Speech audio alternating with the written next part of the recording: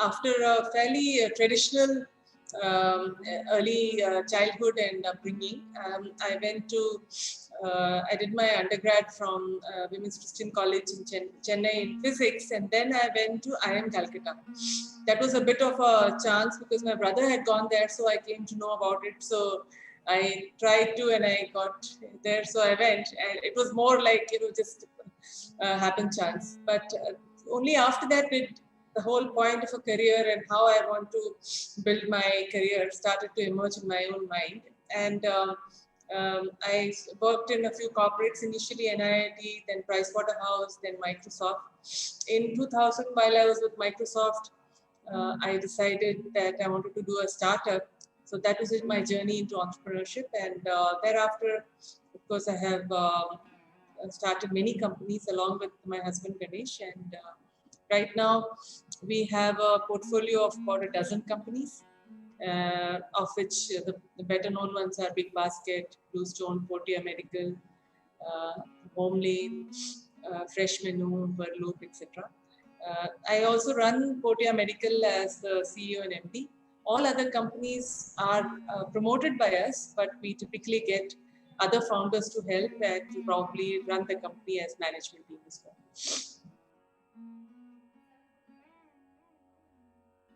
When we started Portia Medical in 2013, healthcare outside of hospitals was really limited.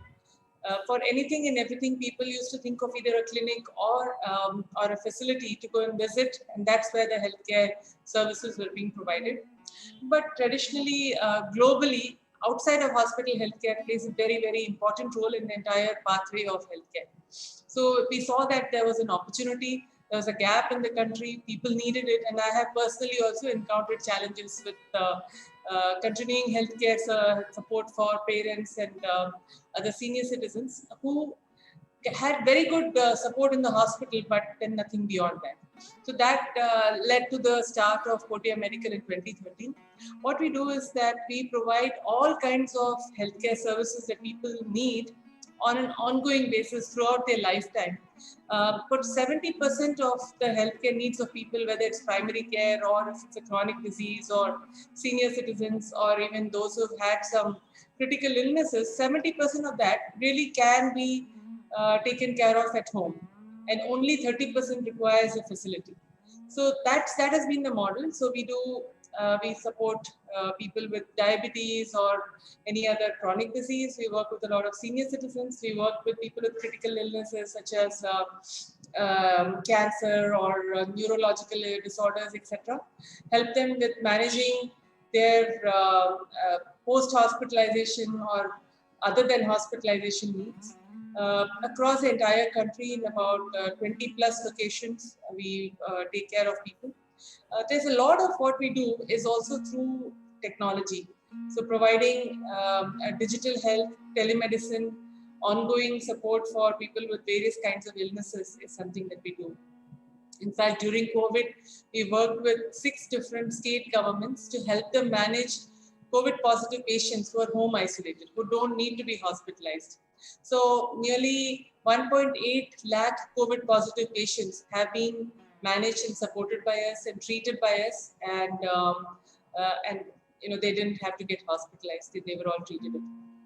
So that's an example of what we do.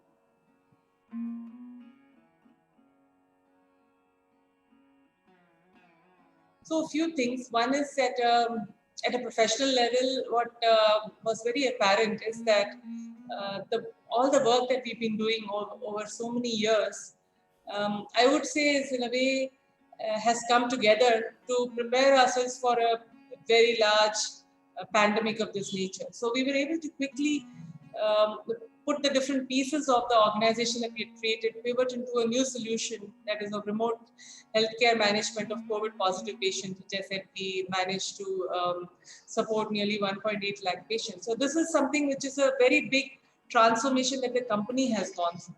So professionally, we saw that as a huge change that we were able to quickly turn around and bring. What it also showed me at the organization level that people, in spite of being at home, in spite of everybody being locked up and having to work from home, were able to transform the way they were working and create something new. It's not just that they managed to do what they were doing, but from home, but they actually were able to create something completely new during this period, in spite of not meeting or not being able to come to work. I saw that the DNA of the company has actually changed. There's a different energy that got created because of the fact that they had to quickly think on their feet, work differently, help solve a big crisis for the country. The other thing that at a personal level, what I did find is that there's a lot more of resilience that I have physically, mentally, and so do a lot of people. Being at home 24 hours, especially during the lockdown, managing everything that goes on in the household with the elderly, with all kinds of challenges, but still being able to do something extraordinary for the country showed that there was something more that I had to offer. Likewise, a lot of my colleagues who were able to go over and beyond what their capability was. What I did realize, though, that all of this has created a huge amount of strain in people's lives. It's not easy. It's nice to say that, oh, it's so convenient to work from home, but after some time, it just creates different kinds of stresses and strains and dynamics in people's lives. The need for a lot more of focus on mental health is something that I'm able to see, and not just for my colleagues, but for a lot of my customers and patients, I do see that this is a big challenge. So my field of work, I would say, is being able to spot new opportunities and build businesses around that. So over the years, there are very, very different kinds of businesses that I have built. Starting from 2000, when we built a BPO company called Customer Asset, and then Tutor Vista, which was in the education space, Big Basket, which is in the grocery, Portia Medical in the medical space, Home Lane, which is into household interiors. Each company is in a different space altogether. So what I have learned over the years is to find out where are those interesting opportunities, where are the gaps in industries. Do I have something which I can bring to the table to actually address that gap? Do I have the skill set to address those gaps? That's the realization, and that's really the skill that I think I have developed over the last many years. The second part of the skill is, of course, to be able to build something out of nothing. You have an idea, you know that this is something which is exciting, but how do you then create a sustainable business from there? That's the actual execution part. So one is the identification of opportunities, and the second is to build scalable solutions for the gaps that you identify.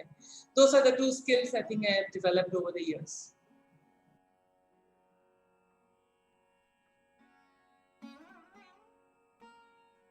I think that the part of healthcare that I have been working on, which is outside of hospital healthcare, is the part which is undergoing a huge amount of transformation. It's got a lot of tailwinds coming because of COVID. People have the regulators, governments, individuals, the ecosystem, everybody understands that you need a full journey. You need to be able to talk to doctors or to access healthcare through digital means, through at home, through at community, at facility, using technology, using tools that come to you, using AI, ML, which can do a lot of thinking on behalf of the doctors and help them hone in on the real solution that they need to come up with. So the healthcare industry had undergone, while it has been changing, of course, over the years, truly has got energized and disrupted due to COVID. There's a need to come up with completely new ways of working, new ways of solving healthcare problems. And I think COVID has really helped. So I believe that a lot of digital and outside of home care, outside of hospital healthcare is going to play a very important role in the next many years to come.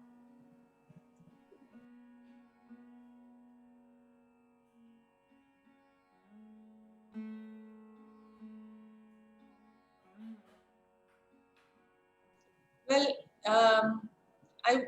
I'll talk about some of my key tenets of how I have built my career and my life. If there is something out of that that is relevant to people, I'm sure they'll pick up. I can't claim to be a guru who has specific advice for young women, but so few things that I always during my career looked at is that while I have certain roles and responsibilities given to me, that's only a broad guidance. What does my company need? What is going on around? How can I contribute? Is has been my position going in, rather than what can I take from the companies, what can I give, what is it that I can do more to make a difference. So always going beyond the brief of what's been given, using your job description or role description only as a guidance rather than as a box within which you have to work. The second thing is teamwork is most critical. That's something that I have very strongly believed in. While all of us are very keen to take our careers forward and grow aggressively in that, but we have to remember that that can only happen when people help us and we are surrounded by people who care and who contribute to our success, which can only happen if you're contributing to their success. So it's all, it has to be something that we all work together towards each other's support, providing support to each other. Climbing over other people's dead bodies is not the way to grow your career. It never can be. It cannot be a long-term way to get anywhere. So that's not how I believe in. Third, for me, has always been that there is always something new to learn at every point in your life, at every point in your career. There is something that there is somebody else has who knows more than you, and you have the humility to learn and never assume that you know the answers. Keep looking for support from outside. That's something that I've learned. The fourth thing for me is that this is a long journey. Your career is a long journey. Your life is a long journey, and the two have to go well hand in hand. There is no you, there are sometimes certain things take on priority. You know, your work may take priority sometimes, your household can take priority. How do you keep on taking both of them together in a meshed form rather than any one of them be overshadowing the other? Because it is a long journey. You can't say that quickly let me get here. It doesn't work like that. You have to work on it. You have to, which also means that you invest in yourself, you invest in your health, you invest in your relationships, you invest in your mental wellness and happiness, because it is a long journey. So there's no hurrying and there's no race to get somewhere first. There is no need to show to the world that you have arrived before anybody. None of those really count. It's for yourself that you're doing, and you're running a long-term race. These are some of my thought processes.